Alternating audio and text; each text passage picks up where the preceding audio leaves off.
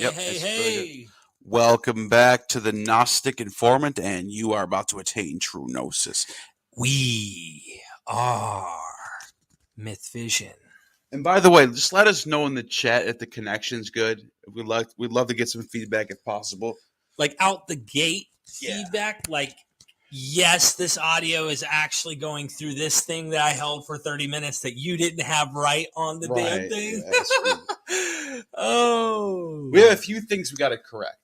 So Yeah, we were out talking the last night. We gate. were so tired. We were like saying things wrong. Let's correct that. So first thing was we said the wrong thing about Caesarea yesterday. Yeah, so this is easy, and in fact, we got informed today.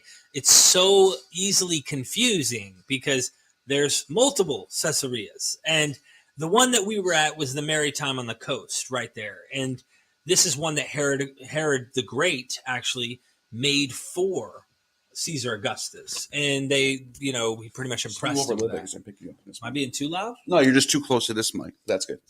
You're good. I've got cooties. So the one we went to today, am I being too loud or? No, you're fine. Okay.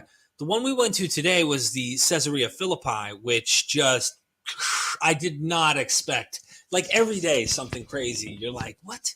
So we were wrong about that. We kept saying north when, like, directions. We were off on directions. Even like one of the big things I do want to correct too. Just, we don't have to get lost in this, but I feel like I do want to say this. Yeah. Because Hellenistic Judaism, like, I still can't emphasize how important it is that we're examining this. But when we talked about Sepphoris and these houses, this was 2nd, 3rd century. Some of those mosaics were 2nd and 3rd century. Right. We thought those were built in the 1st. But that doesn't mean there's some of them aren't. Yeah. The ones that we were specifically speaking on were 2nd. Here's the deal. Tabor told us they haven't even really dug the area. Still a lot to go. They have not done a lot of excavating there. The theater was 1st century. The theater? It was before that. Now, what do you do at the theater? Do they stand up there and go, "I'm Moses"? No, there weren't like Jewish, plays where you have Moses There's a lot of and Greek Abraham. a lot of Greek stuff plays. There. Yes. Yeah. So you have to imagine in this Jewish town, Hellenistic Jewish town, you have this, this area where there's people doing plays, probably Dionysus. Right. That was a common play and stuff. So, anyway, let's get that off of our chest because we want to be accurate. We don't want to give you misinformation because we're excited, and we gave a few things that were just not accurate. Right. A couple things, so. We like to correct ourselves, and I had someone already correct me in the chat. So. Yeah, I just wanted to make sure that we're get it off the chest. Get it off the chest. But with that being said, today was even crazier. So we saw what is known as Pan's Grotto beneath. It is just a amazing spot. It's right next to the Sebaste, which is the temple to Augustus built by King Herod, right next to it. And then supposedly, we can't confirm this, there's just some scholars point out there's a possibility above Pan's Grotto is where Jesus took Peter, James, and John to show them the Mount of Transfiguration. And they saw. So I don't want to. So to me, I love it's tradition that way, right? So I'm just pointing it out. Lost in that because I'd rather save that for, Dr. Tabor and others who want to really get in this. Well, I just wanted to throw that out there because we're going to do not a course, but we're going to get in deep. We're going to have a professional scholar talk about that. Right. And let him take that. Basically, it might help if I have read. Yes, I'm speaking to you, Dr. Tabor. If I had read the tour guide, before I started speaking about this stuff, because I was just not on point. But you do bring up an interesting point that I do want to emphasize is in the Gospel of Mark, which would be, if we're going to go with chronology, what's the earliest? Mark. What could potentially be the most accurate? Let's just say Mark. I say right after the temple fell, Mark started penning down the Gospel. I mean, yeah, it's my guess. I think so too. I definitely think it's post 70, but we have good reason when it tells you he's in Caesarea Philippi. Okay. And he asks Peter when he's in this region, who do men say that I am? Now listen, we've heard this question. We've been to church, or we've heard through Christian circles or a pastor or somebody literally say, Jesus says, "Who do men say that I am?"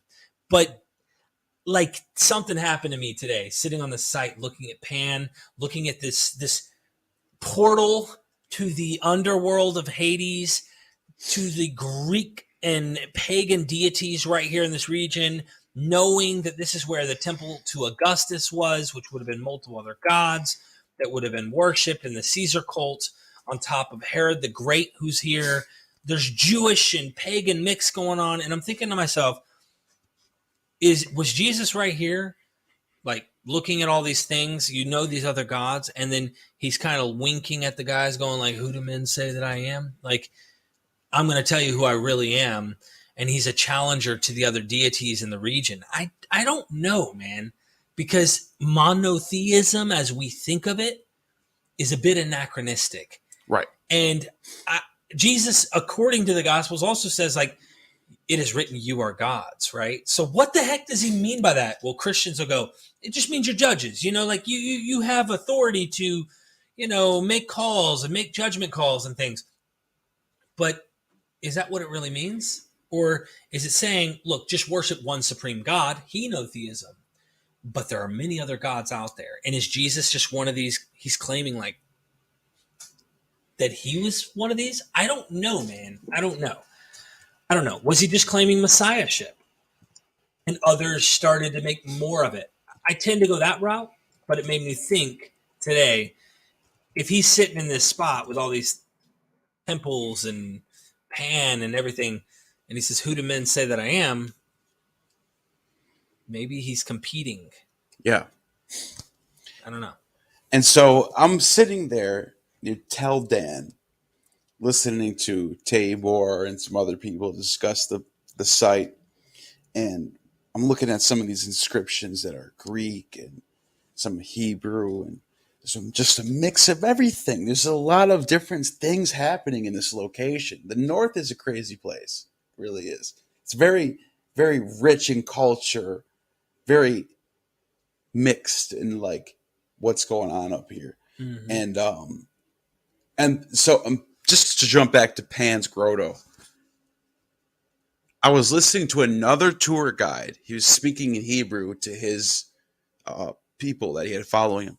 And I'm like trying to catch some of the words that he's saying, because I kind of know a tiny bit of Hebrew. Not a lot, just a little bit. You're learning. And all of a sudden I hear him say El Satan, or he said Ha-Satan, Ha-Satan. And I was like, and he's pointing to Pan. And I just kept thinking, the devil, Satan, he becomes this image of the horned devil, right, with goat legs, and he's got a trident in his hand. Like, when does that happen? Yeah. But then today, and I used to always ask that, why does Satan never has that depiction in the Old Testament and the New Testament? Never. No. They never say Satan and his horns and his trident. Yeah. That's not in any text. Today, and I'm sitting there at Pan's Grotto, and it's they call it the gates to Hades. So it's like the gates to hell. And I'm thinking, I wonder if they're putting Pan and Satan together. Yeah. It's he's the king of the underworld. Isn't it ironic, bro, that like once the pagans get a hold of this movement that was originally Jewish only, and then all of a sudden you start seeing weird like Satan and the devil and like horns and like, okay, dude, you're probably taking Pan, who's right here at this temple, or not temple, but this like portal, I'll call it. There was a temple right there, Augustus. There was. I'm just saying, no, that was a temple to Pan. That was ruins of a temple I'm just to saying, Pan. Though, that water to the underworld, literally like, here you have Hades and Pan. Yeah. Pan has horns, looks like a goat kind of, sort of, in a weird way. And you imagine, like, how are Christians imagining Satan horned and has a Greek trident, like you're saying. He has a pitchfork, what they like to call. Yeah. He's in charge of the underworld. Like, that's pretty pagan. Yeah. I don't find that in any Hebrew, like mindset. So, and I don't know if you remember, but like, if say you're walking up to the grotto to the right where they see those columns. Oh, that was. I asked Dr. Tabor. I said, "Is that a temple to Pan here in Israel? Yes, it was. There was a temple to Pan in Israel. So this is why you brought this up. We did a recording. Neil's going to get it when we get back because I realized that the card it was on is on my good camera, which is Sure. the one you don't, we're going to get it. You stay tuned to Gnostic Informant. But your question was a good one. And you were like, when we're going through the land of Israel, and we like to think, Jewish ideas or the Hebrews. Monotheism, right? But like in every site we've gone to, we've start seen realizing something. like, yo, this is pretty old Greek or old this and that. Now, that doesn't mean that if you go before that material, it may have been just kind of a Canaanite Hebrew, Right. Yahweh land. That doesn't mean there were other gods, but like it's Romanized too. It got Greek, Hellenized the whole region. So everything gets tampered by the rulers. And it makes me wonder what it would have looked like in this region under Persia. Or what it would have looked like before Greeks ended up coming and wiping off, some of the evidence that maybe Persians have had, or Babylonians or Assyrians when they conquered and whatnot. We see influence from Egyptian, even if I don't necessarily buy the whole Exodus story. Not saying there isn't a kernel. But well, Egypt had dominion over Canaan for like 500 years. Maybe more. I thought it was a millennium. Yeah, maybe 1,000 years. Yeah. Yeah, and there's so many loan words which Christians like to try and argue. Maybe Jews do as well. Like, hey, look at all these Egyptian loan words, proof. And it's like, not good enough. I have scholars that point out, like, we still talk about Egyptian cotton. Well, that stone. Does that mean we're ruled by Egypt? No. That famous Hezekiah stone has an ankh on it, on the one side. So, like, what's that doing there? I just liked your question, though. For the audience, I don't think that they understand. We have a good friend here. I'm not going to put him on camera, but like I have a friend who follows us here, both Gnostic Informant and Myth Vision, and he's like, dude, we live here. Like we know, like most of us, at least, that are into this. We told you we're not closed off to fans or people meeting us. You know what I mean? Absolutely not. No, but the point you're bringing up is relevant to his kind of point of what he's saying tonight. Like, I lived here. Like, I know about this stuff. But when you said, man, there's this pagan and Jewish world, like, how divided and how separate are they? That question is an enigma. Right. And I love it's that the Mediterranean world. That's it. We were talking about how when the closer you get to the heart, right, the heartland, Jerusalem itself with the temple, you're going to find a more, I would think, more dichotomy between we're really separated, we're holy. More traditional. Right. But where these areas are that we're going to, it's like, yeah, I don't know, man. Like they probably got away with other deities or honored them and respected other gods, but primarily practiced their Judaism with, Dionysus and Heracles on the side, Like, I can't imagine them not doing it in the same way that in the diaspora, pagans were worshiping Heracles and Dionysus and Athena and all these other gods, then going to the synagogue and worshiping Yahweh. And I can't imagine it's only a one-way street. I think it's two ways. Right. That's a good point. Super chat your question, too, by the way. Please. Yeah. We are, like, seriously appreciative. We also should get into the last thing we saw today, which we both had a same sort of response to, was being on Lake Tiberias, or the Sea of Galilee, as others call it. It was beautiful. Yeah, it was. And Derek and I was sitting there and we're thinking, now we found Peter's this is a bones. location. I'm just kidding. This is a location that's specific. It's not like you're looking for a mountain. Like, where's Mount Sinai? Is it that one? Is it that? No. We know for 100% no doubt that the Sea of Galilee is the Sea of Galilee. Like, there's no doubt. We can say 100% that's where it is. I mean, right? Yeah. Maybe, okay, let's say 99. There's always a 1% chance that maybe there was how it would have moved, but right. Yeah. But I'm just going to say, just because there's someone out there saying there's always 1% chance that, sure, 99% chance that we were there. That's honestly, it's ridiculous. Like just the Roman, in our recording space we just went out here where the homeless guy is in the sarcophagus in there, like literally a homeless guy we didn't even know he was there. We're like, right here, do this great shot. And then this guy comes up, He hey! just pulls his head up. We're like, oh, sorry. And we were like, oh, I was like, dude, give him a few shekels just for the time we didn't see him again. We were going to hook him up with a few shekels just for him limping away because he had a cane. But we recorded on the spot. And I'm thinking, this is an old Roman ruin. You can tell that this was. Yeah. So, like, it's kind of stupid. Like, the earth is flat to think that this lake is. Well, that's what I'm saying. 99% chance. It's basically 100. Yeah, I'm with you. Okay. Right. With that being said, whether you believe in Jesus was doing miracles or he was a prophet or he's God himself, whatever you believe about the guy, or maybe you don't think he existed, this is the location. If he did exist, which I think he did, we shouldn't even say that. We'll just assume that he did. Okay.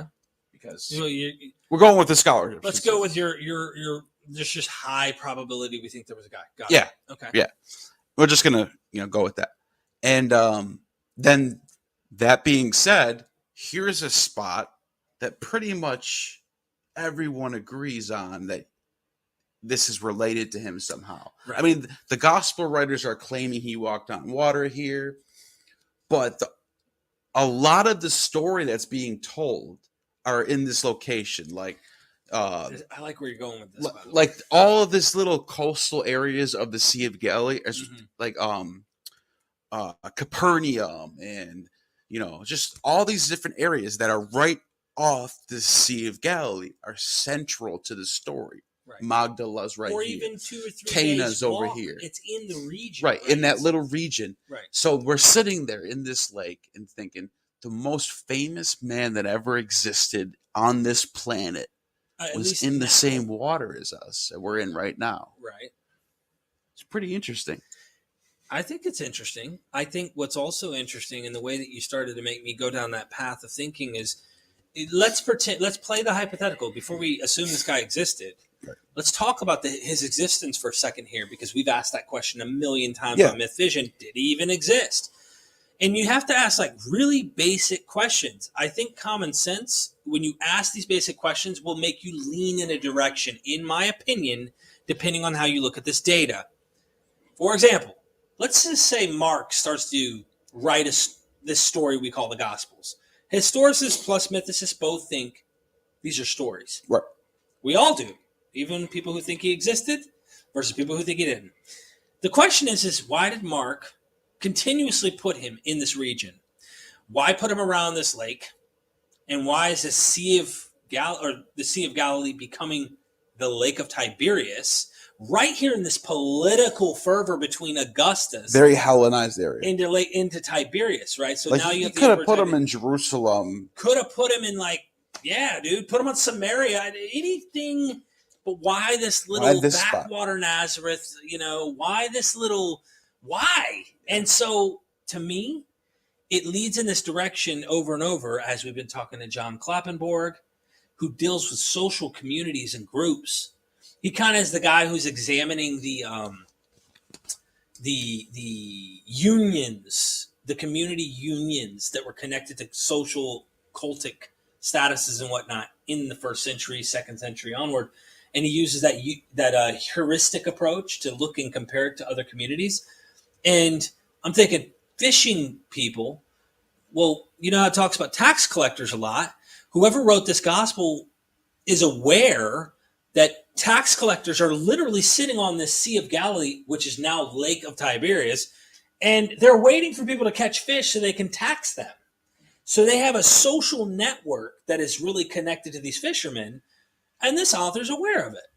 Right. Are they aware that this guy was in this region at least? Is it not fair to say that this author is aware that this guy's from this region? And if it's completely fiction, big question mark, why would you even put him here and make all this up? Right. Think complete fiction. Why make all of this up, dude?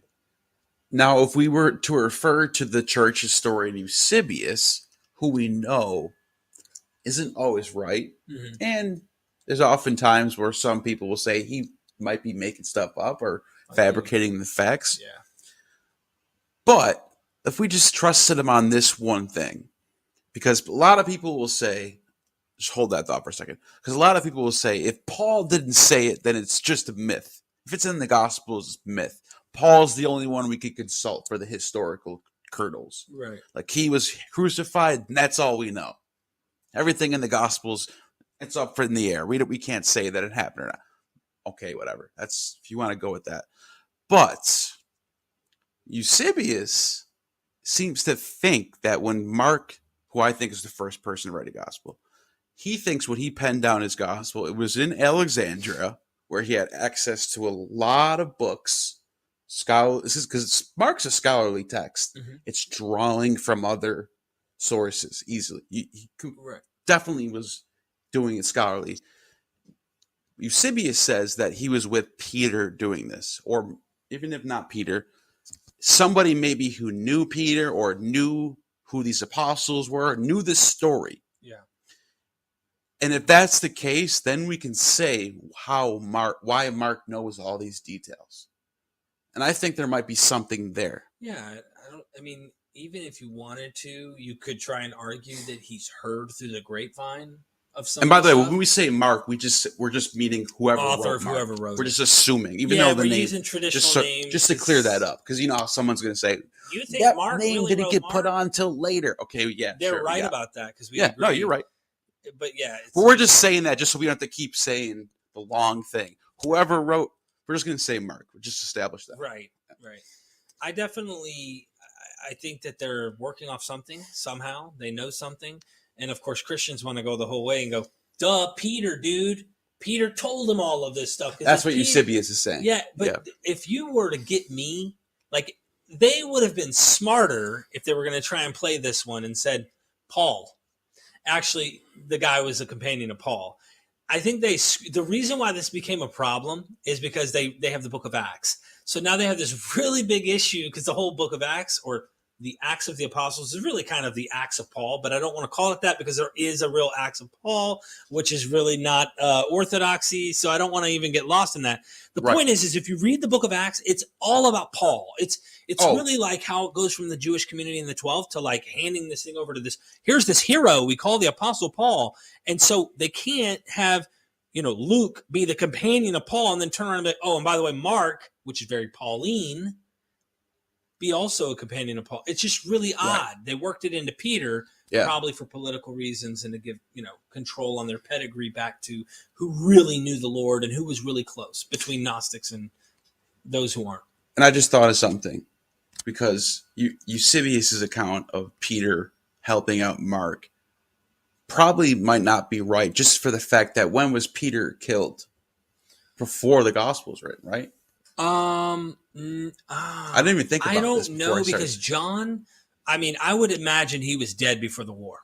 That's my opinion. So Eusebius is probably just flat wrong, if that's the case. Like there is a good reason in the Gospels to assume he was killed in Rome. Right. I don't know that. I'm just saying, like, if the Gospel is right in that legend of him being killed in Rome, it could have been developed by the time John was written. But it is in the Gospel of John, chapter 21, which was tacked on later, in my opinion. I don't think that was original. So then you would have to go back to the drawing board. What sources are Mark using? Is there a Q document? Is there a writings sayings? Is it oral? I'm a Q guy, bro. Yeah, I got to tell you why, though. Go. I know that my skeptic friends are not a fan of this Q stuff. They're big on the Farrer hypothesis, and they keep going, come on, man, there's a hypothetical text out there. I'm not necessarily Papias mentions it. I'm not a Q apologist either, but let me just tell you, I'm just saying there's some credibility to the fact that at least someone can test that it exists. Well, Papias doesn't call it a Q document. No, Papias calls it's not called Q document. That just means sourcing German. Right. So sayings of Papias is talking about what we call Q. Right. And this is why the whole hypothesis came up. He wouldn't call it Q because it's German's not the. I'm not going to say here's this like hypothetical document that is like got all the sayings of the Lord. There may or may not be that. But why I think Q makes more sense than non-Q is this. Luke, when you look at how Luke copies Mark, and you see how Matthew copies Mark, they're copying. We're talking about, they know Mark's right here in the copying. I don't like that. No, we're going to change that. And it's so obvious. Sometimes they verbatim copy Mark, and then in other places where they're copying Mark, they change it. Contradictions. So I'm looking at it, and what is their modus operandi? It's to copy another text. And in Luke, he does it over 200-300 times. Shelley Matthews says this in her commentary, and she points this out. She doesn't spend a lot of time on it. 200-300 times where he copies Mark. Now, why would he use the same mode of operation to copy Mark? But where it doesn't copy Mark, and it's only Lucan material, or it's maybe common with Matthew, whatever overlaps in Matthew and Luke have in common, he's all of a sudden going to change the whole game and go, oh, this is just unique material I'm going to create. To me, it makes more sense if he's already working off copying another text to invent his own gospel. Mm-hmm. Why is he not also going after some other text as well that we just don't have? And so you have to make the assumption that he's copying Mark all the way through and then just go, well, that's the only text that he copies. Right. I'm thinking he's working off another text as well to kind of make his own. That's my opinion. And I can't prove it. Why would Papias, who, by the way, Papias is early. We're talking early middle second century, 150, right? Right around there. 120, something like that. I don't even know. I could be wrong. It's second century. Yeah, 110 to like 130-ish somewhere. So that's early, we have a guy who's talking about a pre-existing text has the sayings of Jesus on it. Right. He's describing what you're talking. Now you put that onto what you just said. You have a strong case now. Now let's say Papias, but let's say there was no Papias, right? Right. Let's say Papias never said that. My point still stands. Your point still stands, but people are going to say, "Where's the evidence?" I don't need it, and I'm not even dying on the hill. But you can say to that question, the evidence. We have someone talking about it. That's evidence. Yeah. Well, because people are going to say, that's just hypothetical. I don't care. Show me the money. That's evidence. Yeah. I think. Dennis McDonald talks about Papias a lot when it comes to Q. I talk to people who just they're not Q apologists, and they still land on Q. Yeah. As making more sense. No, I think it makes sense that there was. So why is it so controversial to say that somebody wrote down some sayings and that papyrus just is gone? Yeah. It's not that crazy to think that. That's a very, the chance of that is very high to me. Right. You just write down some sayings. Oh, this is what he said. He said this. He said this. Oh, and he had a Last Supper. And this is what happened. And then he was crucified. Boom. That's it. I mean, it could be possible. It could be. I do want to laugh for a second as you bring this super chat up and just say, how the hell did we go from Pan and some region here in Caesarea Philippi to Q document? And God, we get lost in the weeds. Look at how we do. We get lost in the weeds. No, but that's, it's all related because Christianity comes out of a time period that is so rich, the soil so rich in culture and philosophy, and everything, theology is becoming more advanced, and Christianity just is that tree that comes out of it. You know what I mean? Well, what is Christianity? You know, this is something we were talking about before the show where my friend, what is his name again? I can't think right now. Elon. Well, me and Elon were talking before the show, and I was going to mention the Christian apologist too. That's why I was trying to think of his name, but I couldn't remember his name. Either way, I'm glad that you mentioned your name. Elon's here right now, and he's been following me and Neil for a minute.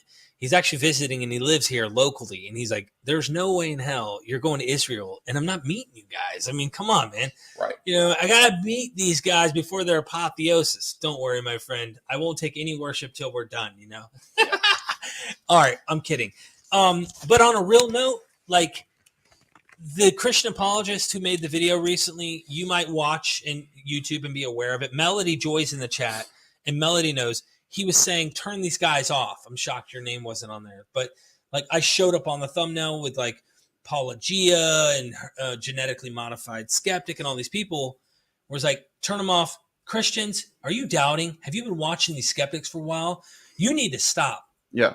And you need to focus on learning Christianity, which really what he's trying to tell you is like, you really need to like study Lydia and Tim McGrew and like learn our version of Christianity so that you understand what true Christianity is. Right. And like before you go out there and listen to these skeptics. And I'm thinking to myself, the biggest problem that's right in front of your nose here is like, what is Christianity? Right. And that's a big question. We don't even know the answer to ultimately. That's what this channel is about. Oh, snap. Constellation. Just back up just a little bit because they get all they start. Does it make an echo? Yeah, just when you start picking up in mine, it just gets a little weird. But you're fine. I don't mean to be Should like. we I don't mean to be like this off and like feed off of. No. You're fine as long as you don't get too close. You want to make out with me? Constellation Pegasus, those Greek figures, and Zodiac, and those Hebrew homes is interesting. Is this normal in other Israeli big cities? Wonder about the small ones. This is a good question. So you and I know about two for sure. Yeah. We're don't going know tomorrow, and we're going to see another one. Right. Now this is a first century synagogue that they're saying we're going to see tomorrow. Yeah, where is this? A mosaic, and it's in the. It has the face on it. Oh my gosh, that's going to be mind blowing. This is a Jewish synagogue with the face of a sun god in the center. We're going to see. Yeah, Helios. We're going to see Helios in the synagogue. But another one. We already showed you one. We're going to see another one. This is a plug. We got to plug James Tabor. We really got to give this guy some credit here. Yeah, he's a superstar right now. He really is. When you guys see this, we're putting a documentary. Yeah, I mean, you could just mention it. I don't want to put there is a documentary coming. Yeah, we're going to make a documentary. I'm not kidding. Full-length feature film coming, and James Tabor will be a star. Oh, he is the star. Yeah. With that being said, we're going to make him a superstar. Anyways, with that being said, that's a really good question, and I don't want to answer it yet because I'm not confident about how normal they were, but I can say I know for sure there's two. Yeah, I don't know. This is a good question to ask him. According to him and Ross this morning, they said I would say stay tuned. Yeah, they said there are 7. We're going to find out. I just asked this question. I don't know about the Zodiac thing, but there are 7 first-century synagogues that we've discovered, that we know of, archaeologically. Other than that, don't ask me any questions because I made stupid, quick responses yesterday and didn't think through or even analyze the paper or think about which Caesarea I was in. So don't ask me. That's the thing. You and I, we've been doing this for a year, 2 years now. A year like hard. Yeah. But 2 years like really getting into this critical approach to this. We're not trained. We're not experts. We're not PhDs. So we kind of like yesterday we came back and we got all excited. We are like infallible. The Pope. Yeah. But we can tell ourselves when we're wrong, but you can't tell us we're wrong. But here's my point though. We got back yesterday. We were all excited because we saw all this Hellenized stuff in Israel. We were like, oh my God, I'm so excited. And we got a little sloppy with how we, described it. Yeah. But we weren't off. Oh, don't worry. The final edit, and when you see the presentation, you will get the facts. Yes. You'll get the facts. But what I'm saying is this. Holy smokes. Yeah, I'm going to read that in a second. I just want to finish my thought. Constellations of God. Thank you, Constellation Pegasus. Seriously. You know I love you because I always tell you that. But what was that? I forgot what I was going to say, but basically put it this way. When it comes to the Hellenized stuff, I get a little carried away and I've admitted that's my bias. Yeah. I'm looking for the Hellenized stuff. For whatever reason, that's been my bias, and I'm trying not to be get too crazy with it. But that's been my focus. Yeah. You know what I mean? Yeah, I think, what does it mean when we say Hellenistic Judaism? Right. Okay. We talk about what is Christianity, right? And we don't even know what the hell that is. What is Hellenistic Judaism? I don't know if we know what the hell that is either. Yeah. I mean, we could touch it. We could play around with it, but it's kind of like, where are we at? Is it this one town that they acted this way? Is it the region? Are there little hits, areas where they kind of were connecting themselves to the pagan world? And I use pagan to mean non-Jews, Gentiles, the nations. using the framework of the Bible to kind of describe these things. And I'm thinking to myself, there are literal Jewish writings, even Josephus, who kind of bend over backwards while they believe they're true Jews, being true to their Judaism, to their God, to their tradition. They're bending over backwards for the pagan world in many ways as well. How far are they willing to bend, and like what's going on here? Herod was playing both sides. Oh, he was doing what he had to do. Yeah. Let me read this. Constellation Pegasus. Always good to see you here. The Gospels seem like modern day small movements like the Tea Party Patriots. That's a good point. Competing factors where one will eventually win out. The religion part of seems to be lacking somehow. It explains the contradictions. No way a God authorship had happened. It's a really good point. Some good points. Yeah. I mean, the Tea Party, that's actually a really good comparison. Like they're fighting over this. Yeah, they're coming out of a culture that has the tradition, the history, and there springs out of it this new thing. Yeah. And it's polemicizing the old thing. Maybe that's just how humans are. Well, it is. I don't think it's a maybe. I think this is just natural reaction. I think you're onto something. But I like Robin Faith Walsh's approach on the Gospels being competitive. She doesn't like to use the term elite because in that time, elite gave the idea of rich. Like you have a lot of money. When there are well-educated authors who knew how to write literature, and I'm not meaning it in the sense of literal history, the way people who are fundamentalists are saying it, but like literature, writing stories, embellishments, legends, very well written though in a story format. I mean, wait till you see the course on the Gospel of Mark with James Tabor. It goes right hand in hand to everything we're doing here, except he's sitting there. I'm just going to tease you. And he goes, all right, now imagine the screen plays down. He's the best storyteller I've ever met. At the very beginning, here's the curtains. The bus rides are amazing. It's almost better than the sights. Bro. So the curtain's down, and then it's almost like the author says, now here is the genesis of Jesus, the Christ, I think we need the Messiah. And then the screen goes, and then here's this John the Baptist scene and Jesus on the river and the Jordan. Bro, it's so well done. It's like a movie, like a play. After he tells you that, when you go back to Mark, you can't see it the same anymore. He made Mark better for me now. Right. After I heard him tell me how to read Mark, now I go back to Mark and I'm picturing the way he says it. And I'm like, he's got a point. This is what Mark intended to tell you. This is how he wanted it to be told. Well, dude, the first scene blew my mind.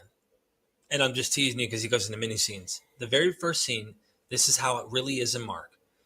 Jesus goes to get baptized by John.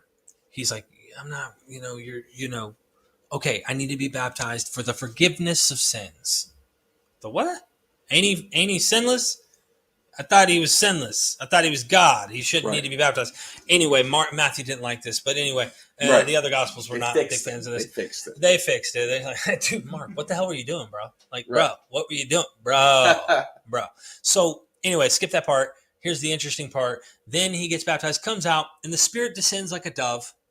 Makes me think of the Homer's Iliad, like Dennis McDonald talks about. And then it says that God says, you. Carefully read the Greek here. He says, you are my beloved son, and you I'm well pleased. Then it's really the way that Tabor goes. He goes, you are my beloved son, and you I'm well pleased. But then you get to Matthew, and Matthew says, when you get to Matthew, the dove comes down and it says, this is my beloved son. In him I am well pleased. Now, the change is the only person who knew. I did that on purpose. I wanted to hurt their ears. Okay? Because then I want to heal their ears. I want to do like Peter where he cuts the guy's ear off, right? And then I want to heal their ear after I've destroyed their eardrum. You see, I'm working magic here on YouTube right now. You're going to see the prophet in action, okay? Yeah. So this is my beloved son. It's all, everyone knows Mark, the secret. The way it's written in Mark is very comparable to the Greek Alexander romance. Mm. I had that mic down.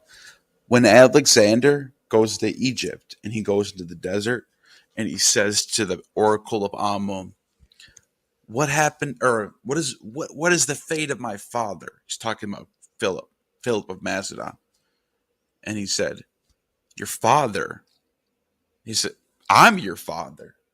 And then he said, and then it's like something along the lines of, today I have begotten you. Right. You know, and like that you could see like there's a comparison going on there.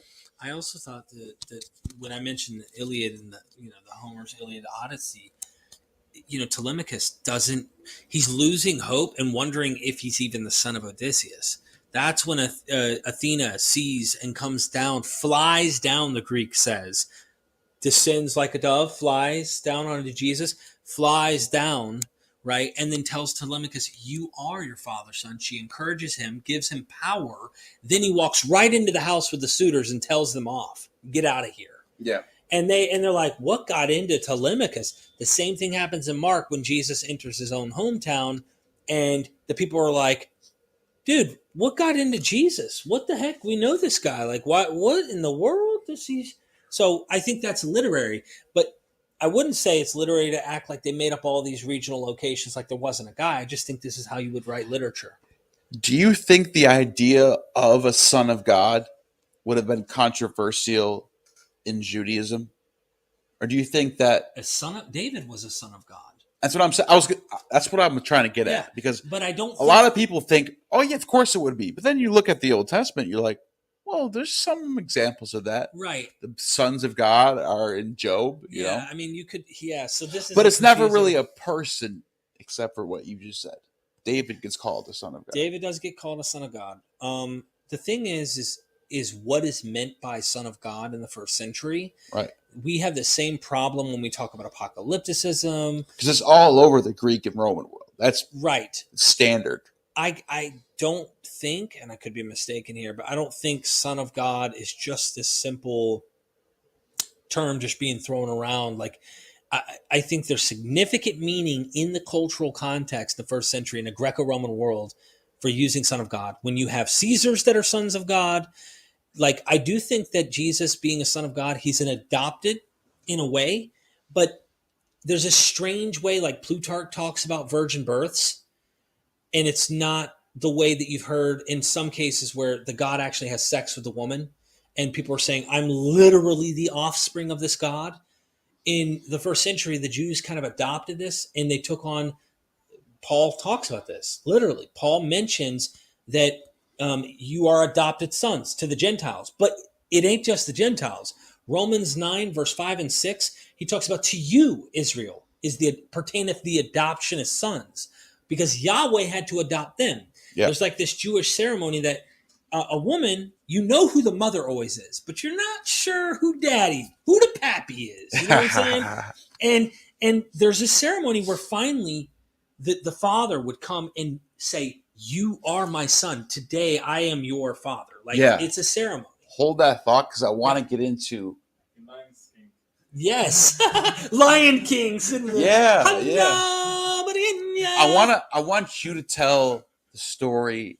Actually, what we should tell was what Tabor was saying about a hypothetical story of Jesus' childhood getting made fun of.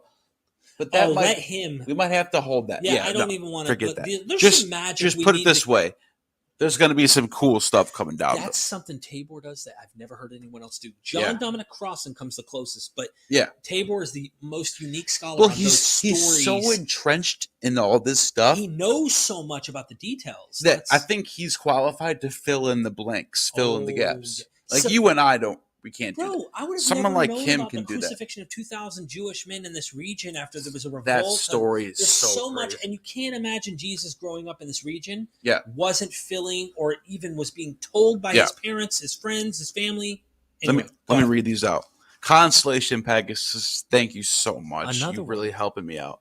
Since you guys are here, can you keep in mind that the Hebrew cosmology and the science of what was going on in the upper authority and common people, and evidently heavy influences, don't know much about Hebrew mathematics? So what's the question? Since you're here, No, just keep that in mind. keep in mind. That's a Hebrew good point. cosmology and the science of what's going on in the upper authority and common people, and evidently heavy influences. Yeah. Trying to understand what I'm reading there.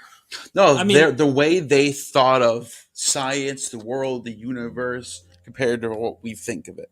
Oh, it's radically different. Flat Earth stuff, without stuff like that. Bro, they were definitely just working off the ancient Near East. Now in the first century, I don't know if they're still working off that cosmology. I don't know. And as far as mathematics goes, I'm not sure how advanced they were, but they weren't like completely.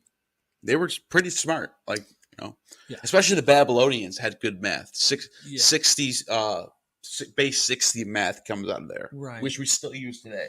I mean, I think Genesis, when you look at the genealogies, there's some unique mathematics going on there in the genealogies. I mean, they're using, I'm not sure how complex, but there seems to be a Sabbath 7. Yeah. Like, they're really clever in the way that how old Methuselah and... Real quick, before I read this next one, the Torah, the Masoretic text, I think it's 72 letters of the first book. There's a what is the letter T called? Tet. And then this is why he came here. Yeah. He knew. Then next book.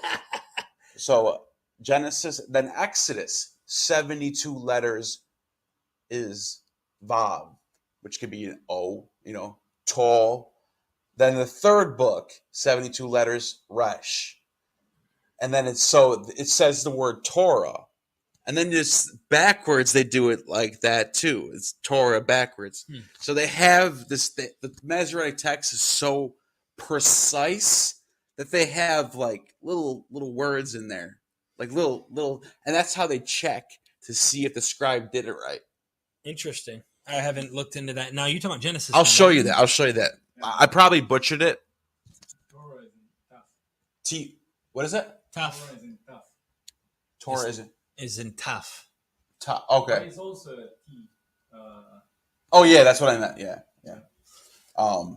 Because I've been doing so much Greek lately that I was about to say like I don't know. I was about to get it mixed up with like the Greek. We gotta get some air. Yeah. Is that cool? But yeah, you get what I'm saying. I'll show you that later. I'll show you what I mean. I probably got the where it is wrong. I know it has to do with 72 in the first 5 books. It's only in the first 5 books. It doesn't have anything to do with the prophets. Only in the first. Anyways, Arjan, just tuning in. Did you realize that Caesarea and Caesarea? Yes, we did. Trust me. Yeah, are 2 different places. Did you visit Agrippa's second palace at the spring? Enjoy. Yes. Yes, and yes. And Derek corrected himself today before you joined. I did. So I kept saying Caesarea Philippi because day 5 and day 4 both are Caesarea. Right. But I kept saying Philippi because I kept hearing Philippi. But maybe it was what I was walking away with when he was saying, hey, we're going to Caesarea Philippi. And we are at Caesarea, maritime here on the coast. And I'm like, okay, hold up. I messed up. But then again, this is the interesting thing. Like, I know my Bible, right? I got like really good reference points, things like that. But there's one thing I'm not good at. I confess. Geography. Right. And this, by coming here in person and seeing this stuff, it really makes me want to study a map. We got good maps. Bro, I want to come back and do more further investigations, go into more regions, look at more stuff. This isn't the only I want to learn this place by the back of my hand like Tabor does. I think it's important with what we do to know because it brings to life the text in a way where you're like, okay, when you read, and then he went to Caesarea Philippi, you're like, I never gave a crap about Caesarea Philippi. Like, okay, now when you're there, you're like, I know the hills. I've seen the goats take craps on that hill. You know what I'm saying? Like, I have his car. You see what I'm saying? And you know what? I want to be able to have a restaurant that they know me that I can show up to like Tabor has. That was awesome. He just knows we went people to a Drew's restaurant on the hill up there above the Drews are some cool people. They are nice. We met some Drews people today. Was it Lebanese? Huh? Was it Jews? Oh, Lebanon. Not Lebanon. It's a food. It's only Oh, Oh yeah, I think that's we what it's ate called. whatever the heck They had, they just man. kept bringing out dishes of food every 2 We seconds. were 200. We were so 200 full. meters from Syria. And then Literally, listen right to there. this. They Right on the border. they brought out like dish. Shams. Yeah, listen, Yeah, I think so. they brought out dish, and then once I thought we were done, they were like, "So what do you want? Do you want lamb, chicken? We're just starting now." Yeah. Oh, I'll take the lamb. I was already full. You were too. Your whole Yeah. plate. You had a full plate by the time we left. You were like, I was so full. Anyway. But yeah, thank you. Aaron, you're 100% correct. Yes. 100%. I'm learning too, and I think anyone in any type of position of teaching this stuff or learning this stuff or educating themselves should be very, very fast to accept that correction and learn and move forward, because I am no authority at all. Thank you for that super chat. For real. I really appreciate it. Constellation Pegasus is just dropping another one. And one of the beauties of living in the 21st century are shows from both of you. Thank you for Wow. that. Books, trips like this are like getting a college degree in this stuff. That's I true. agree. The more I learn here, the more I appreciate physics. Yeah, physics is everything, not religion. Wow. Physics is. Yeah. Physics does explain the world we're in. That's why, like, even. But we haven't even put our content out yet. And there's going to be a documentary too. Wait till you are so you haven't even this stuff. We haven't even done it yet. There's stuff that's being said I've never heard anyone else say that we're going to see from James. We're going to see, I mean, just all these areas. It's amazing. Rabbi. Oh yeah, we're going to see Rabbi. I mean, but like John Dominic Crossan and James Tabor, they both are like they fuse their understanding of the world and evolution into their understanding of the ancient text, and it's a beautiful way that they modernize this thing to make sense of the world that we live in. So physics, right? Like, it's not necessarily religion. It's being able to evolve your idea along with what we learn. And I think that they're trying to do that as well. While we might be, I don't know you, but for me, like on the non-theistic side, I still find beauty in all this stuff and learning traditions and seeing what's not good and what is and things like that. But I think that they are also trying to do the same thing. And you got to pat people on the back when they're on the theistic side, for example, that are trying to go down that path of evolution and science. And you don't know how much respect I have for people like John Dominic Crossan, Dale C. Ellison. Tabor, for sure. Yeah, people will write off somebody. They'll write them off because they believe in God. Or they think there's something. They think that because they have that, they're disqualified. We shouldn't listen to them. Right. You know, they're an apologist. If you have to be an atheist to have the truth. Like, no. Right. These people I can honestly say, just by listening to them and reading their books, they put their bias aside and give the facts. Yep, that's true. In fact, what today, just to tease people, I don't like giving too much of what we got. We got it all recorded. But one of his students in the bus with us is on tour, and they always like to ask, once he gets done, giving them a technical lesson, but what do you believe? And he goes, doesn't matter what I believe. We're only getting into the data. And he doesn't tell them. He won't tell them his beliefs. Yeah. He's just like, doesn't matter what I believe. This is contradicting this. This is the problem. Here's the historical evidence. And like, you got to love people like that. And you got to give people like Dale C. Allison Jr., who's a Christian, who says he thinks that the apocalypse failed, that Paul was wrong. And if Jesus, and he thinks it goes back to Jesus predicted this, that Jesus was wrong. And I don't know how, this is just my little wild, I just don't know how, and I mean this with all respect, how you can draw those conclusions and be a Christian. I don't understand it. I'm with you, Constellation. I voiced this opinion, but damn it, I gotta love a Christian when I hear him say that, because that means this person is being as honest as you could probably get to recognize this and still say, but I can't explain away my experience in 1970 something. Yeah. Therefore, I'm a Christian. Yeah. You got to respect people like that, man. You can't. We don't want to poop on everybody. You got to try to. Is that Dan in the background? Ashra said. Ariel said, my bad. Dan. We were close. We're close. We were at Tel Dan today. Oh, yeah. But this is Tiberias. So, yeah, we're right here on the sea. Yeah. Or Lake of Tiberias. This is Tiberias. I asked that question today, too. We filmed some of the ruins here, just me and him, with no one else. We went solo, like, went off and did our own thing. I am curious to know why they call it the sea. It's not a sea, it's a lake. Right. Yeah, Why is it called a sea? Number one, it's not salt water, it's fresh water. And I'm like, why is this a sea? That's just one of those anomalies you see. Well, I want to look at the source, because I thought, and maybe I was wrong. That's a good question. Look into it. I thought, and maybe I was wrong, the Gospels have Jesus on this sea, and they call it a sea. And I thought they were calling it this because you kind of get this Greco-Roman thing from the Homeric, the sea peoples, right, that keep coming in. And I thought maybe that this is called that in these Greco-Roman texts that I call them Greco-Roman, but these Hellenistic texts we call the Gospels. Yeah. I don't know. Mr. Marmello with the 855. Thank you for that super chat. Hype the Thirth. Three kings. Oh, three kings of Arabia and free Palestine. Okay. Palatine. Thank you for that super chat. Thank you for the super chat. Yeah. I really appreciate it. I don't know the politics here. Yeah. I'm not going to get into the politics here, but I'm not educated in that. So. I imagine there's wrong on both sides, like every issue, and I imagine there's right on both sides, like every issue. It's just something that I don't know about. So yeah, I wish I did. I'm willing to learn more about the situation. When you're done diving into Hellenism for the next 10 years. I'm a little tied up at the moment as far as education goes, but yeah. But thank you for the super chat. For real. Arjam. Take a dip at Hamad Gadar, 15 minutes from Tiberias. We're on a bus. Hamad Gadar? Hamad Gadar?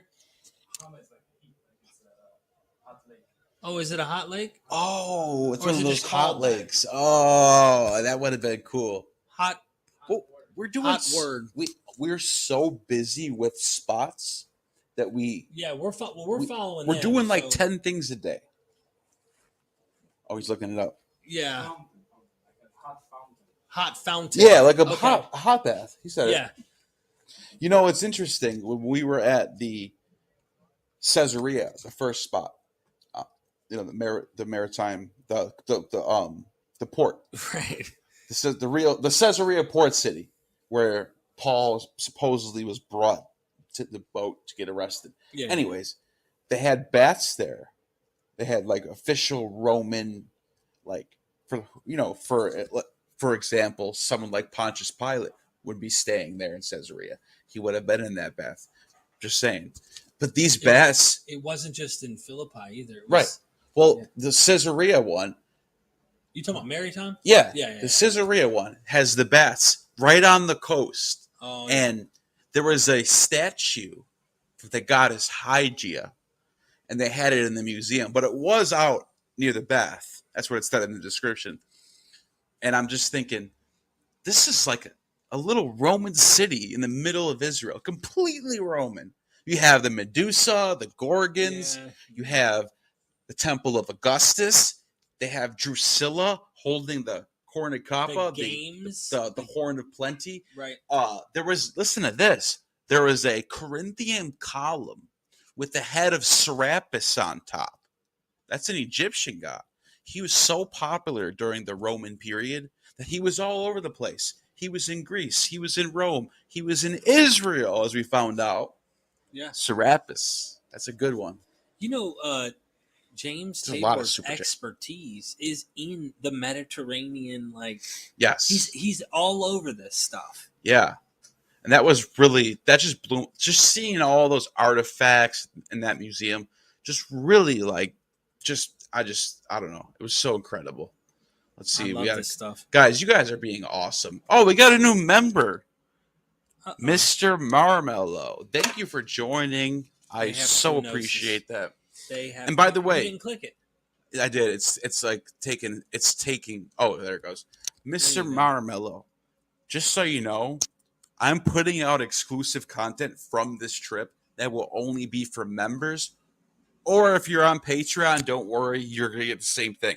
I'm literally going to upload it for members. I see you clicked off it. I didn't click out. No, it's taking a while. It's that bad? Yeah. But listen, who cares? But listen, members, you're going to get exclusive content. Okay. Only you're going to see. Patreon as well. But I'm also going to put a couple free videos out there too. So don't worry about if you can't afford it. Yeah. You're going to get some stuff. I can't, let me express for you, Sure. because this is your channel. And I do the same thing. We do the same thing.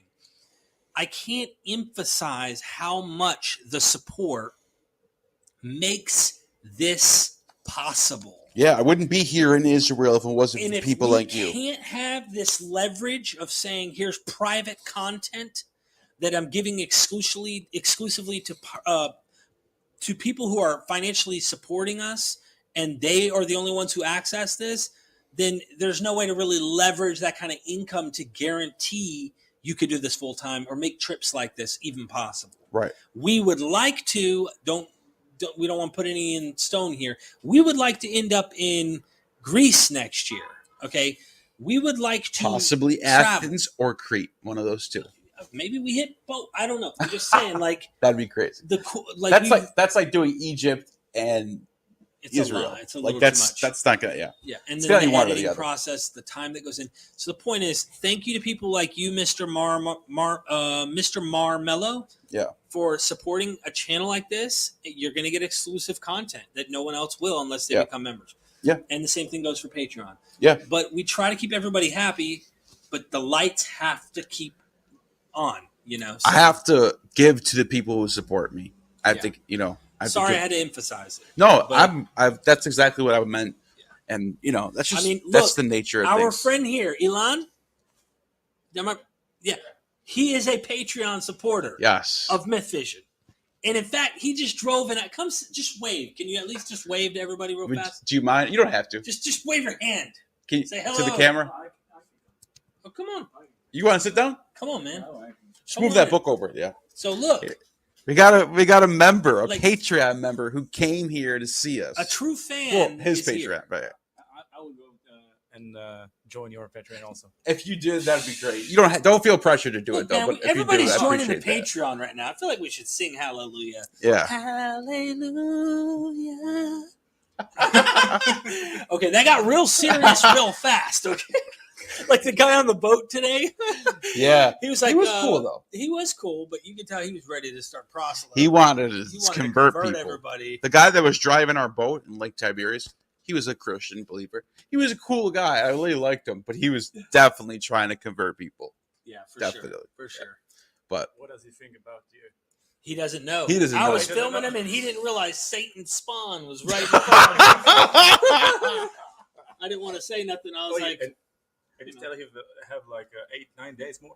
Listen to this. No, we didn't tell him. He goes, so he's talking about the Galilee, and he says, we don't know much about the details, but we do know this is the lake that Jesus was in. Amen? Like he was expecting us to all say, Amen, back. The whole crowd was like, well, most of the because people... everybody that we're with, we're just all like, enthusiasts, but none of us are like. Some of them might. There's a few people here but even they didn't even they were like, huh? And he was like, this is the place that Jesus walked. No, he didn't say walk on water. This is the place that Jesus was in. Yeah. And he goes, Amen. And everybody was like, and then he just kept talking, but he just played it off. But it was just funny to see that. It was. Thank you for joining, Mr. Marlowe. I really appreciate that. And the next one is taking like forever to load. That's why. I'm like, are you going to press it? Teresa Wazinger. It's going to come on the screen any second now. Sorry. 3, 2. Are my powers truly there? What the heck?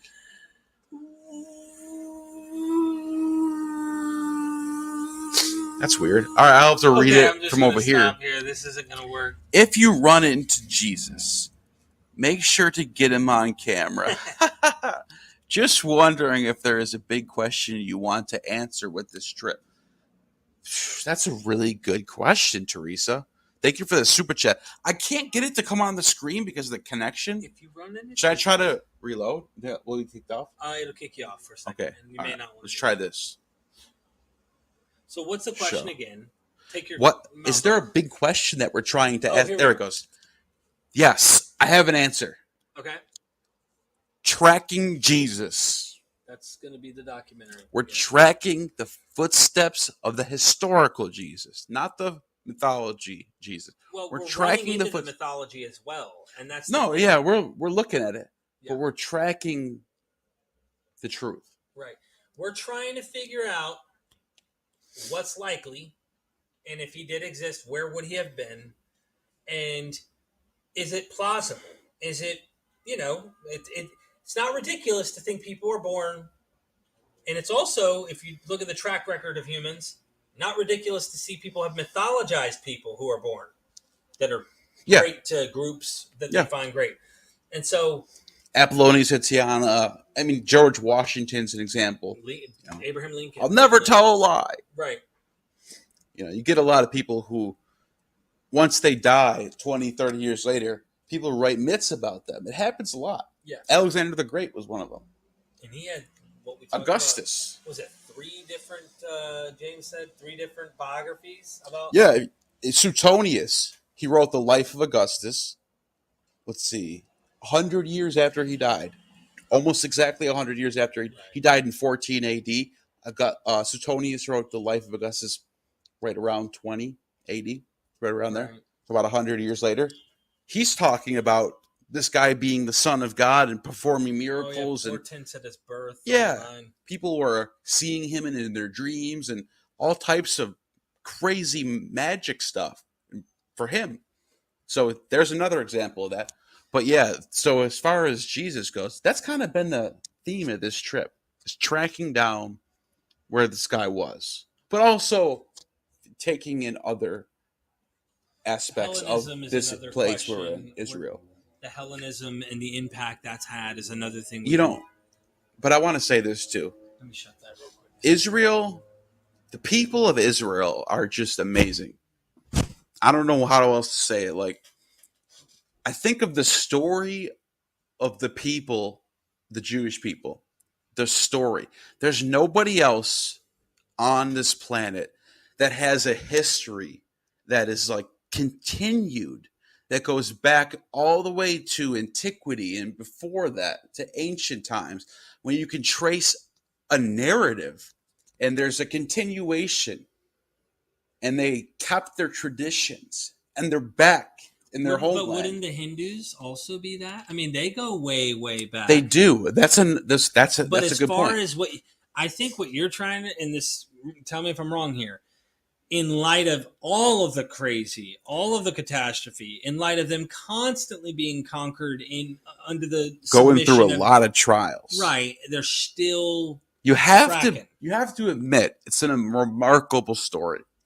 I just think, I think that they really, really hold on to that tradition. They have a deeply rooted belief in what this is. It's remarkable. It really is. And so I feel it while I'm here, and the people here are just so nice and warm feeling. You know what they're thinking? Half of them. Look at this goy. No, I'm just kidding. You know what? And we like that too. We're like, yo, Rabbi, we're your favorite goy, aren't we? You know, he said, yeah. Using the Hebrew there. But yeah, so but isn't that like a cuss word? It's word foreigners. Like, is it like that today, or they don't really even use it? Dependent on the context. Okay. Yeah. I'm asking because our friend here knows Hebrew and he lives here, so he knows. It depends how it's being said. Yeah. Well, I would prefer like not like non-Jew, no Yehudi. Like it's just like non-Jew. Yeah, non-Jew. It's just preferable. Right. Yeah. Okay. Like less offending or something like that. Right. It's just very generic way to say so it. If you go to like to the Bible, they would say that Israel also is called Goy. Yeah, but that changed. Yeah. So again, it's dependent. Does that means nation, right? Huh? What does it mean? Nation. Goy literally mean Goyim's multiple nations, of course, but thank you for that super chat, Constellation Pegasus. Thank you for the 5th super chat of the night. Wow, you're just you're killing it. One last one. All right, we'll see about that. Yeah, See how any? many times has He always says that, Constellation then said, "This is drops my another last one. No, but really, this Yeah. is my last one. See any Jehovah's Witnesses or Kingdom Halls over there? Armageddon is right around the corner. Need to warn everyone, so spread the word, you two. That's Armageddon, right? Armageddon. Armageddon. That's We're going there when we Yes. get to. You need to put the stress right. You say Armageddon. Oh. Armageddon. Har. The stress. Armageddon. Not Megiddo. Megiddo. It's like the stress is on the gi, not on Megiddo. Armageddon. Megiddo. I will teach you afterwards. Okay, all right. I'm gonna Megiddo. hold you to that. I have a good teacher for Greek right now, and he's really helping me out. Especially, he says exactly what you said. I'll say something like in Greek. Let's say the Greek word anthropos, which means people. I'll say anthropos. Yeah. And he'll say no, it's anthropos. Like he'll tell me how to pronounce it right. Right. And I'm just trying to learn it. But that's I really, if you want to help me learn Hebrew, I would be like committed. I wouldn't just like it wouldn't go one in and out there. I would be committed, and I would love to learn Hebrew from you. Yeah. So that's right. if you want to do it, like I'm down for that. Like, thank you. Legends in the action. Yeah. But yeah, so as far as that goes, see any Jehovah's Witnesses or Kingdom Halls. Hold on. First of all, I don't know if this is related, but didn't we already look at Magog and Gog? That literally looked at the plains of Magog and Gog. Yeah. So that would be where this Armageddon is supposed to take place. Yeah. I mean, and by the way, it's a huge plain, but you're there's plenty of hills around and stuff. But I'm like thinking to myself, yeah, they showed us it from the mountain. This was like worldwide, and like it's only going to happen. It's that little plain right there. Yeah. But I don't think it's like Gog and Magog. I think it's like a different name. Like Armageddon, it's not Gog and Magog. Right. So it's a different thing. No, yeah. What you're like, saying is different. It's a place in the Caucasus, like maybe near Armenia or somewhere. Okay. It's referring to that place. But Armageddon is like a small place in the. Yeah, we saw it. We saw it today from up on the hill. Okay. They showed us it. That's Armageddon plain right there. They showed us it. Yeah, we saw it. Full, in the middle of the valley. It's a valley, right? Okay. Yeah. Yes. Yeah. The valley. We were there today. Man, I'm telling you, we saw it. It's actually pretty beautiful, and you could see like the border and everything. So Armageddon also, like if you go to like ancient times, there was a big war. Right. In the Egyptian era. Yeah, the Egyptians battled the Babylonians. No, even before that. Oh, really? And the Canaanites. Oh no, that's what it was. The Canaanites. Yeah. That's where the idea came from, that there'll be another one, a second one of those. So that's an interesting point. But yeah, what about this question right here? Jehovah's Witnesses? I haven't seen anything like that. I think it's American, do right? they even have Jehovah's Witnesses over here? I'll take that as a no. Everything is here. But that's true. You need to hear about it. This is the Holy Land. People want to be here who believe in, the name. They probably like hang around Jerusalem or the Sea of Galilee.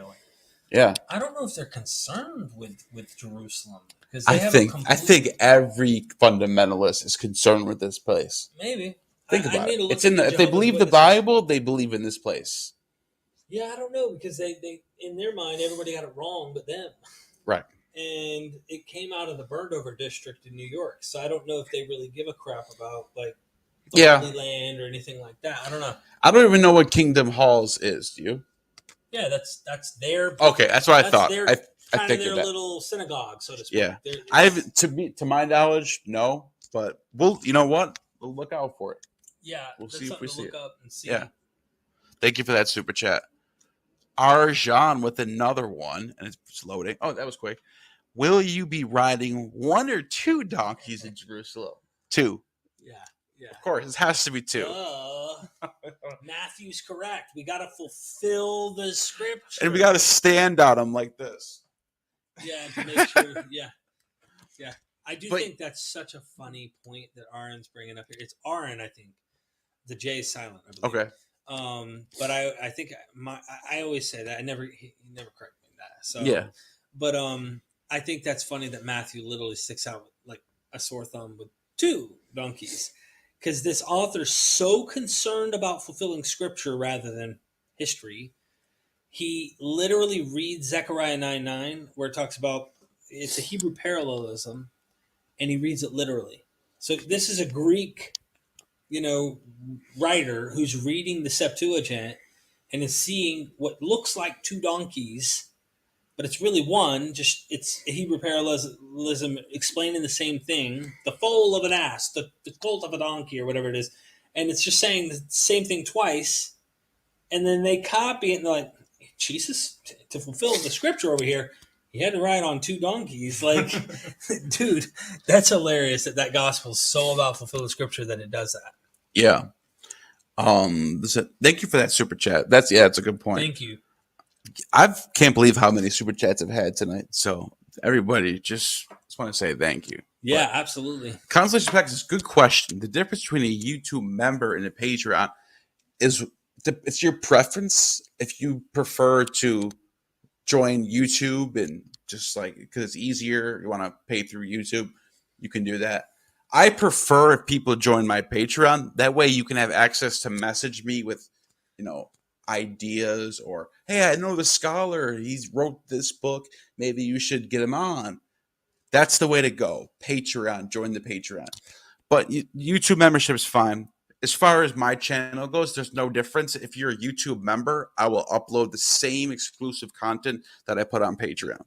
So whatever your preference is, do that. But if you want access to message me, Patreon. So it's really your choice on what you want to do. I have Patreon members who are both members and Patreon, and they support on both. And the reason they like the membership thing is they stick out among the live streams. We do so many live streams. People like to stand out and show their support for the channels that they want to see continue and grow. And they get that exclusive one up on the rest of the people in the crowd. Right. You peasants. Look at my symbol next to my name. But I will, and just with that being said, if you do join my Patreon or my membership, you will have access to all the Israel stuff that I'm going to put out. Mm-hmm. But the documentary is going to be a total separate thing.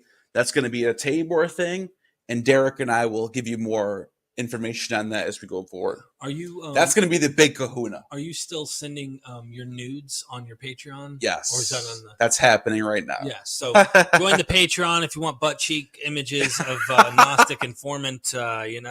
Yes. Let's see. Trying to get through this because I know we have to go to bed soon. We'll be up my early. Wife's gonna kill me. She's Let's right see. down the hall. Here's one more from Constellation Pegasus. What do you know? Let's see. What does it say?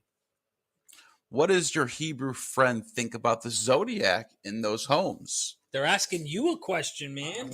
I wasn't there today. That's true. And did you know about this because you live here? I read about it. Yeah. Never would. What are your if you were just to give a thought off the top? You're no expert. No, don't worry. But like the fact that these zodiacs are shown in these synagogues and in homes or whatever, mainly synagogues, right? That we're finding. What do you make of that in your mind? Well, I don't know. If you look at the rabbinic scriptures, maybe you would not be that shocked.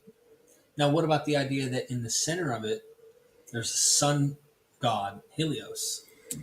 Wouldn't that be shocking a little?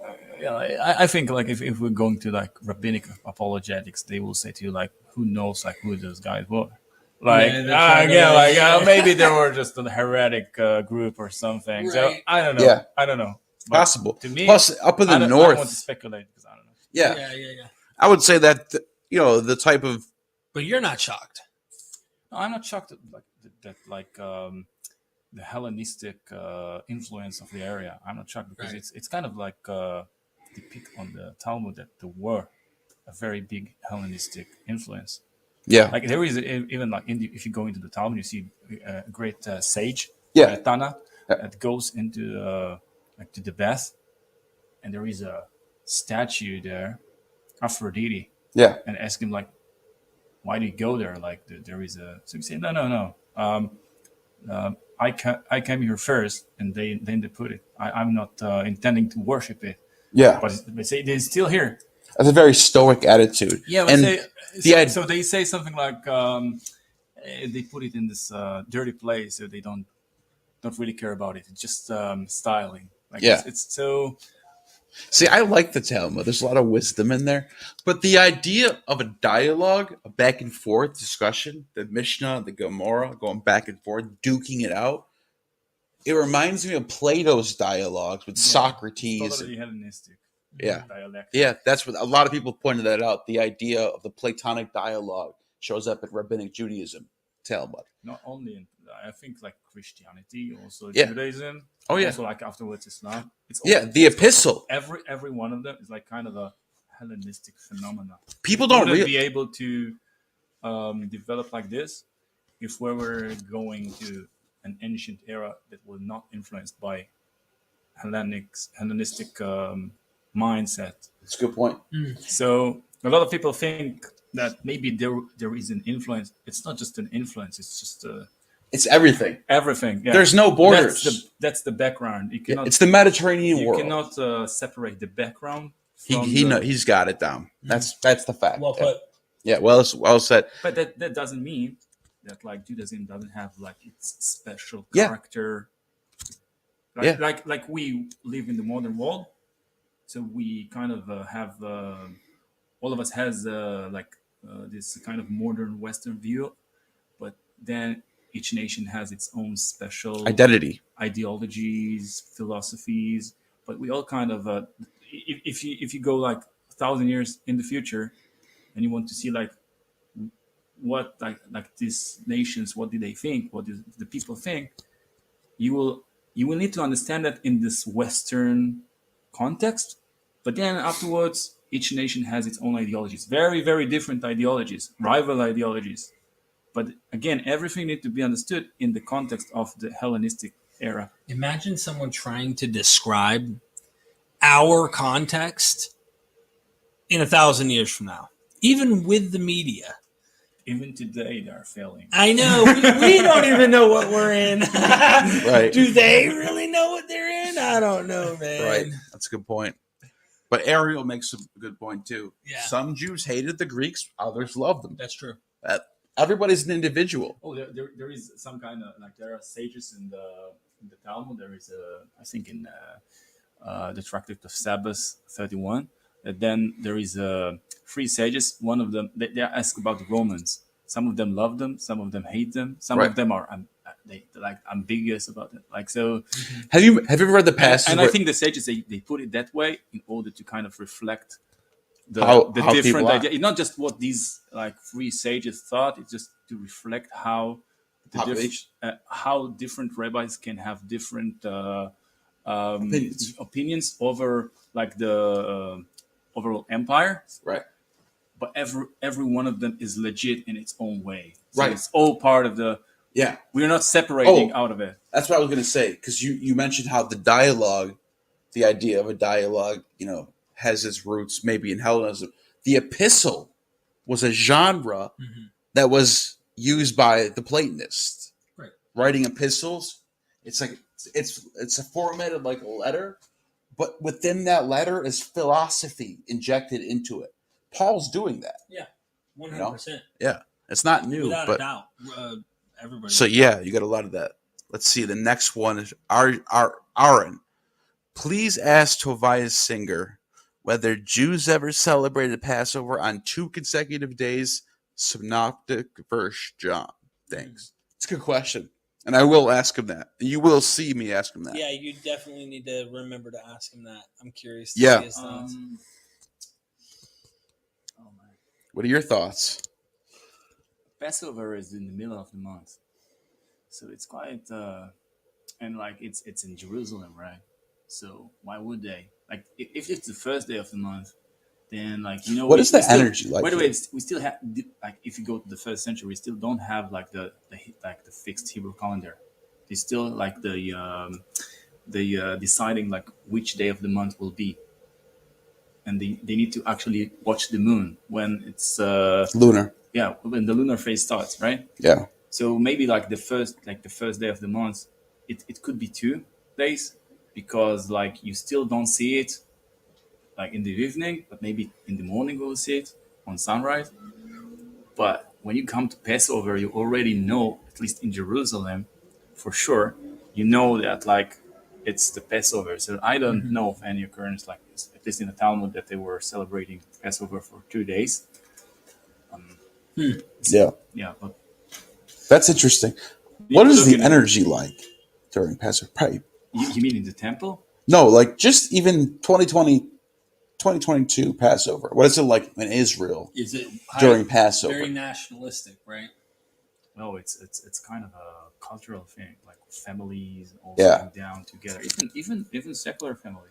It's probably like A lot of- Thanksgiving in America. Everybody's with their family that day. Yeah, but there is like this traditional seder, like we do that, and you need to watch it in order to understand. Yeah. Yeah. You need to kind of experience it by yourself. Yeah. Thank you Yeah. for that, Aaron. We have one more super chat. Thank you for that super chat, Aaron. Last one from Constellation Pegasus. I bet the me melting pot and culture mixing, but when it comes to a synagogue, having that Greek sun god would not be allowed. That's the thing. Like, We have one. We have an example of one. yeah, I mean, how often, think about this. There's laws in the Bible, right, that condemn people from doing things. Why? Because they're doing things. Right. You know what I mean? Like Asherah poles. Like Why is there a law to not put up Asherah poles? people are putting up Why- Asherah poles, It's- and it's not just it's like- anybody. It's it's not like like you're if I telling the said to you- Greeks to stop worshiping. Right.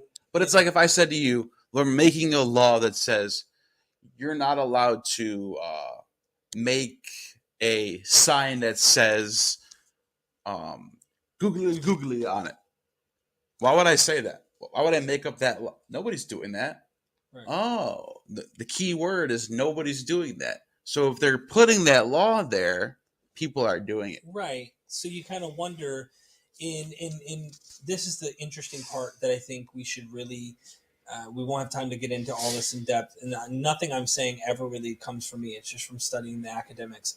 Kip Davis, Matthew Munger, Dead Sea Scroll scholars are pointing out that it is evident, not only with the Dead Sea, but when you find books like the Book of Jubilees that's rewriting Genesis, when you find these later books that are rewriting the story of David, whitewashing his really horrific lifestyle in his earlier text, then what you find is there's no fixed.